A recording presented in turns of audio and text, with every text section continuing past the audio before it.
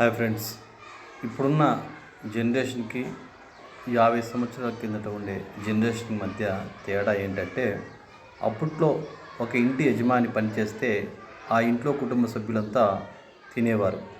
అదే ఇప్పుడున్న పరిస్థితిలో ఇంటి యజమానితో పాటు ఆ ఇంట్లో ఉన్న కుటుంబ సభ్యులందరూ కూడా పని చేసినా కూడా తినడానికి తిండి దొరకడం చాలా కష్టంగా ఉంది. ఒక్కసారి ఆలోచించండి. దీనికి కారణం ఏంటి అంటే, వ్యవసాయం చేసే రైతు అనేవాడు కరువు అవుతున్నాడు. అంటే రైతు అనేవాడు కనిపించకుండా కనుమరుగయ్యే స్థితి ఉంది. కాబట్టి ఒక్కసారి ఆలోచించండి.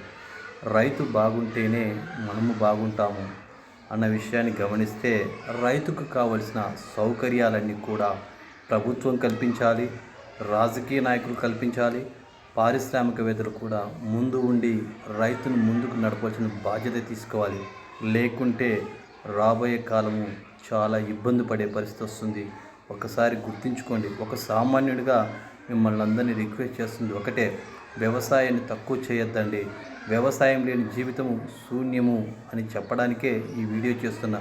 నేను చేసే వీడియోలు నన్ను లైక్ చేస్తారనేసి, సబ్స్క్రైబ్ చేస్తారనేసి నాకు ఆలోచన లేదు. వ్యవసాయానికి ఒక పెద్దపీట వేస్తారనేసి మనస్ఫూర్తిగా మిమ్మల్ని అందరినీ వేడుకుంటున్నా. Thank you friends.